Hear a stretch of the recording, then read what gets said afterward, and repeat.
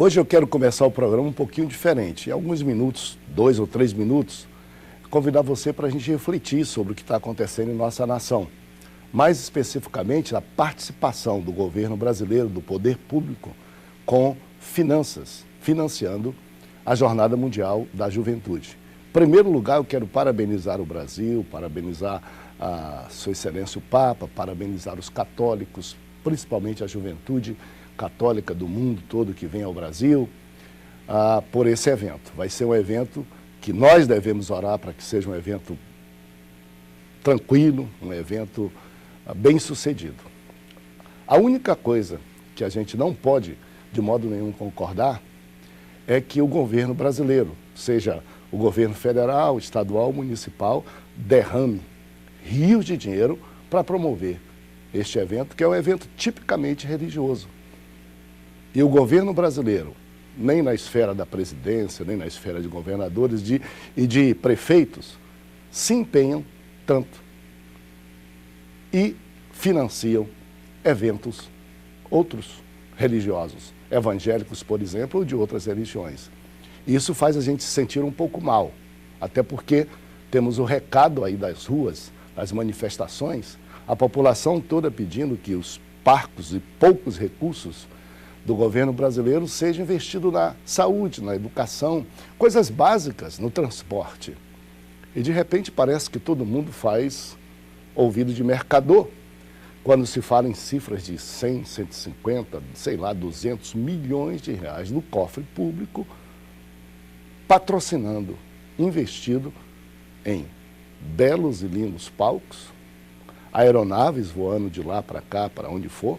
Me assustei quando vi um Hércules, um avião mais caro da Força Aérea Brasileira, sair daqui do Rio de Janeiro e ir a Roma e voltar aqui, não sei nem quantas horas de viagem, mas uma viagem de, escute bem, de milhares e milhares de reais, para trazer 2 veículos, para deslocar a autoridade. O que deveria ser feito? Se isso é um evento religioso, e o é, por que não se exige da própria igreja que financie isto? Por que não se exige? Vamos dizer, do próprio Banco do Vaticano que o faça. Então nós, brasileiros, cristãos, evangélicos, nos sentimos felizes pelos resultados e pelo evento, parabéns, mas nos sentimos discriminados quando esse gesto do governo brasileiro, numa hora de tanta crise, faz com que a gente se sinta mal. Para a gente, as filas nos gabinetes, esperando, às vezes, para solicitar uma pequena infraestrutura para um evento, e aí nos é negado, ou dado em conta-gota, alguma coisinha muito pequena. Por quê? Porque nós somos um povinho qualquer. Então, irmãos evangélicos, protestantes, vamos assim dizer, como nos chamaram desde Lutero, vamos abrir a nossa voz e que outros eventos como esse aconteçam no Brasil, mas assim como exigem da gente, resultado do sacrifício da própria Igreja Católica e não financiado pelo poder público. Parabéns, jovens, parabéns, juventude, que Deus abençoe este evento e que, quem sabe, o próprio Vaticano reembolse ao governo brasileiro esses gastos absurdos. Vamos então cantar. E cantar Os Guerreiros Se Preparam. Os guerreiros se preparam para a grande luta. É Jesus o capitão que avante os levará. A milícia dos remidos marcha involuta. Sempre que a vitória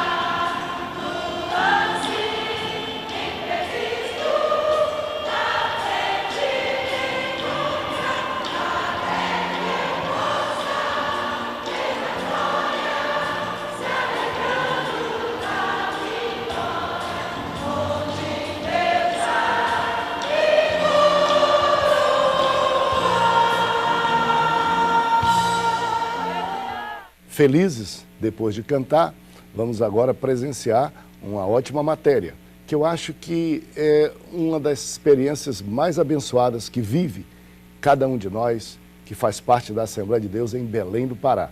Estou falando da nossa semana de jejum e oração, um momento especial, na última semana de cada mês, quando agradecemos a Deus por tudo quanto Ele fez no mês que se finda e pedimos ao Senhor jornada feliz para nós, para os nossos filhos, para tudo que é nosso, no mês que se inicia. Isso já acontece há mais de uma década e é uma bênção para a nossa vida, quem sabe será uma fonte de inspiração para você. Vamos lá.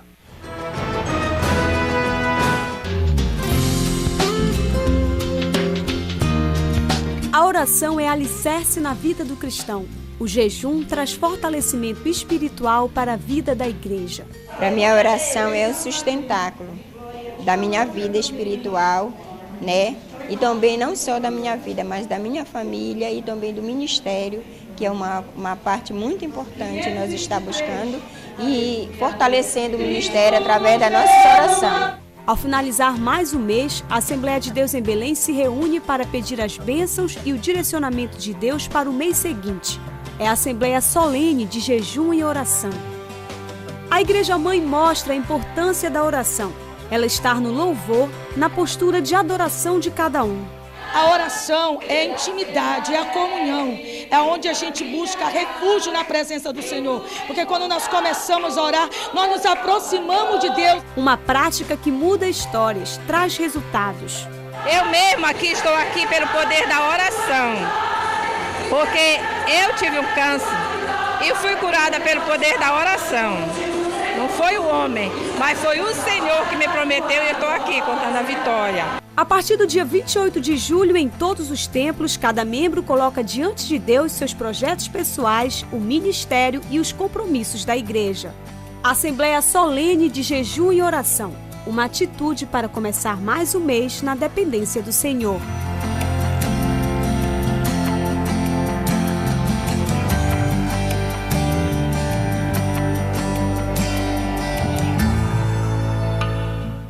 Agora nós vamos dar uma outra olhada. Nós vamos ver o Museu Nacional da Assembleia de Deus do Brasil. Onde é que fica? Claro, você acertou. Em Belém do Pará, numa casa igualzinha à da Celina Albuquerque, nós temos a maior concentração de objetos, de relatos históricos. Você é convidado para vir e visitar, assim como o nosso Samuel Nelson, o filho do pastor Nelis Nelson, um dos grandes pioneiros da Assembleia de Deus, que pastoreou a igreja em Belém e liderou a igreja no Brasil, de 1930 a 1950. Seu filho veio ao museu e graças também a essa família, nós temos muito desse acervo fotográfico, histórico, referente a essa época, de 1930 a 1950. Obrigado, Samuel Nelson, por sua visita e vamos nos deliciar com isto. No Museu Nacional da Assembleia de Deus em Belém, o acervo de documentos, objetos e fotografias guarda a história da Assembleia de Deus no Brasil. Com a visita de Samuel Nelson, filho do pioneiro Nelis Nelson, foi possível conhecer um pouco mais do ministério e da vida do terceiro pastor da Igreja Mãe em Belém. A visita trouxe muitas recordações. Aqui estão objetos, quadros pintados por sua mãe Lídia Nelson. Por vários momentos, a emoção era natural ao falar do pai. Eu fico emocionado. Tanto é que algumas vezes eu fico com a voz embargada quando me lembro dele. Boas recordações dele. É um homem que não matava nenhuma mosca, perdoava todo mundo. Nelis Nelson chegou ao Brasil com 26 anos, auxiliou Gunavingre e Samuel Nistron e se tornou o terceiro pastor em Belém. E veio para o Brasil pela fé. Passou fome aqui, ficou com os sapatos furados. Diante das dificuldades no Brasil, Nelis Nelson desejou voltar. Que tinha um navio norte-americano no Cais do Porto, aqui ele foi lá, encostou a mão no navio. E pediu a Deus que tirasse ele daqui. Há mais de um mês que ele não tinha comida, só tinha café. Aí Deus disse para ele, não, teu lugar é aqui. O pioneiro liderou a igreja de 1930 a 1950. Desse período, o filho recorda uma prática do pai. Muita oração. 5 horas da manhã, de madrugada, ele abria a porta da igreja para o povo entrar e orar antes de ir para o trabalho. Os exemplos deixados foram muitos. Como homem, fiel, amoroso, com a família, com a igreja. Esse que era... Ele não pensava em dinheiro. Quando tratava de dinheiro, era para a casa publicadora. Na obra de Deus, o maior envolvimento do pioneiro estava na evangelização. Com a perseguição que a igreja sofreu no Piauí, alguns pensaram em desistir, mas ele dizia: nem que eu tenha que dar o que eu tenho, o que eu recebo, mas eu vou mandar para lá, pastor, aqui ninguém vai cortar, porque não é possível que não tenha nenhuma alma para se entregar a Jesus lá no Piauí. O maior compromisso em seu ministério era alcançar vidas. Ganhar almas, é o que ele mais queria. Eram 2 coisas, ganhar almas e fazer a casa publicadora, como está hoje. Para ganhar, é outra forma de ganhar almas também, publicando livros, jornais. No final do encontro, Samuel Nelson fala dos maiores ensinos deixados pelo pai. Nunca engane ninguém. Pague suas dívidas. Mantenha o nosso nome limpo. E seja um bom crente.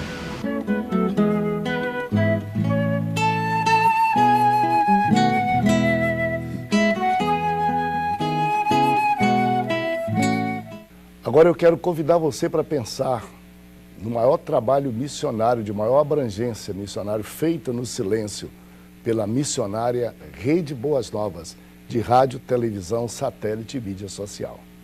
É realmente um trabalho incansável, um trabalho dioturno, um trabalho de plantão, a qualquer hora, em qualquer lugar, onde existe uma rádio ou uma televisão da Rede Boas Novas. Pessoas são conquistadas, tocadas, abençoadas e transformadas.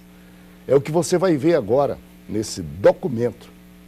Mas antes que você veja, deixa eu pedir a você, ore pela Rede Boas Novas. Deixa eu pedir a você, ore para Deus levantar pessoas, e mais pessoas, e muitas pessoas, para sustentar a Rede Boas Novas com suas contribuições, suas ofertas, suas doações, sua semeadura. A Rede Boas Novas está precisando. São poucas as pessoas ainda, os recursos não são suficientes, de modo que é um sacrifício imenso para a gente, juntos, a minha doação e a sua, manter a Rede Boas Novas andando, cumprindo a sua missão. Todo final de mês, todo mês, que ginástica para pagar as contas, a energia, os funcionários, as pessoas. A Rede Boas Novas é feita para você e ela não merece esse sacrifício todo de ficar devendo uma conta aqui ou outra acolá. Por isso eu estou pedindo a você, faça o melhor que você pode. Faça pontualmente, ainda hoje. Pegue o telefone, as contas bancárias, fale com outra pessoa. Vamos orar ao Senhor pedindo que nos dê mais gente, mais pessoas, que levante trabalhadores, sustentadores para a Rede Boas Novas. Eu espero que hoje você faça alguma coisa para que não só o programa Voz da Assembleia de Deus, como a Rede Boas Novas possa continuar a sua missão. E se você quiser uma razão para isso, eu quero lhe apresentar agora com esse documentário. No presente estava a gratidão da Boas Novas pela oferta de Noêmia. Ouvinte da Rádio Boas Novas, por meio de um propósito, ela decidiu contribuir com a emissora. Eu vinha pedindo, orando, para eu conseguir vender a casa. E nunca conseguia. Aí eu falei, se eu conseguisse, né? Jesus vendesse a casa para mim, se eu resolvesse, eu ia doar para a igreja 10%, que eu conseguisse vender minha casa. E não demorou muito. Eu consegui, para a honra e glória do nome do Senhor. Noêmia não é semeadora, mas reconhece o compromisso da Boas Novas com o Evangelho. Um bom motivo para decidir ofertar. Para mim é uma honra, assim, esse trabalho não parar. E assim, para a gente ganhar almas para Deus, entendeu? Às vezes eu falo, meu Deus, o que é que eu tenho feito para ti? O que é que eu tenho para oferecer para ti, meu Deus? Aí eu fico pensando assim, aí veio no meu coração, entendeu? Que através, assim, dessa doação que eu estou fazendo, a gente vai ganhar muitas almas para Deus. Por conta do trabalho, Noêmia não consegue ir muito à igreja, mas pela programação da Boas Novas veio o fortalecimento espiritual. Eu me pego muito assim, escutando a rádio, lendo a palavra, escutando o que o pastor fala.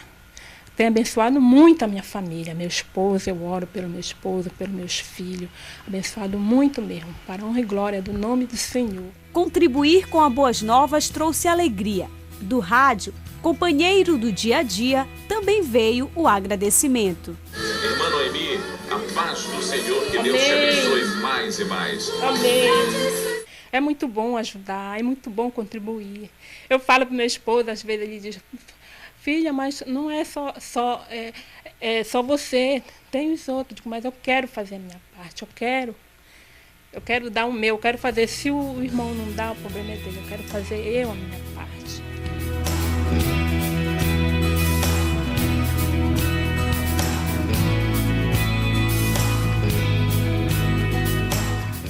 Bom, agora nós vamos refletir um pouco, refletir na palavra de Deus. E o tema nosso de hoje é o porte do cristão. Eu acho que você vai ser muito abençoado com essa mensagem. Você vai descobrir um pouco o que a Bíblia diz sobre linguagem, vestuário, comportamento, caráter do verdadeiro cristão. A Bíblia, ela corrige exageros para mais e para menos na vida cristã. Quando você perceber um crente exagerado demais, seja para ser legalista, absurdamente legalista, quando você olha para ele, você diz, esse aí vai sentar no trono de Deus, porque do jeito que ele se sente, pelo que ele é igual ou mais do que Deus, está garantido o céu. Dê uma olhadinha e tenha cuidado. Provavelmente você vai perceber alguma coisa ao longo da vida. Quando você perceber do outro lado alguém dizendo assim, eu sou crente, sou salvo pela graça, o amor de Deus me atingiu, eu posso fazer tudo, eu faço tudo, eu sou igual a qualquer pessoa que nem conhece a Jesus, você já sabe também que esses extremos, esses exageros, não encontram lugar na Bíblia Sagrada, em jeito nenhum. Deus não nos trata como se nós não fôssemos alguém que fôssemos anjos, para exigir de nós mais do que é possível. Também a Bíblia diz que o amor ao mundo é inimizade contra Deus, por isso nós não podemos viver sem diferenciação daquilo que é uma pessoa que não tem o Senhor Deus, que é iníqua. Há um caminho, a Bíblia diz, este é o caminho, andai nele, sem vos desviar, nem para um lado, nem para outro, nem para o exagero, nem para a libertinagem, nem para a palavra assim que mais se usa, deixa eu ver se eu lembro aqui uma palavra mais técnica, nem para libertinagem, ou liberalidade, ou mundanismo, nem também para, eu diria carolice, ou tem outra palavra, fanatismo, por exemplo, que faz com que a gente se sinta solitário. Deus só veio salvar a mim, todos os mais estão perdidos. Na minha família, todo mundo vai para a igreja, mas só eu sou santo, só eu sou santa. Isso é deformação psicológica, precisa ir para o médico, ou demônio que precisa ser expulso.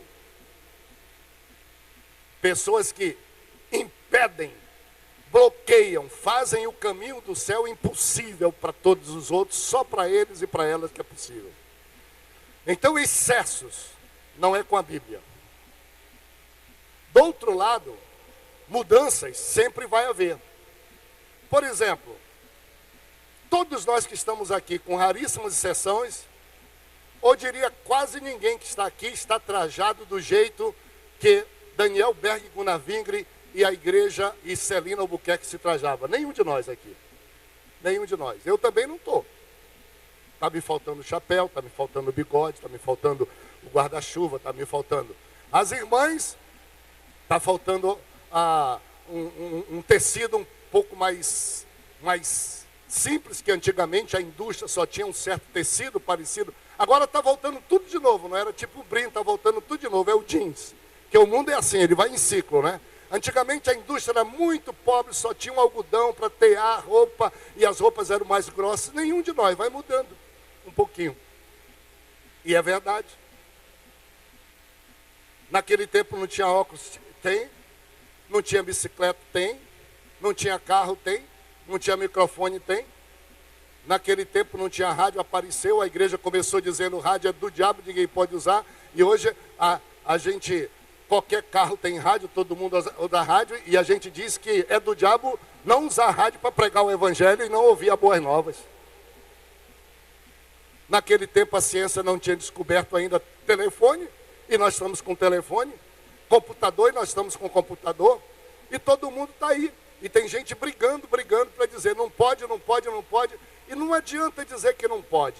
Adianta dizer: use do modo correto as coisas que a civilização e a ciência inventam.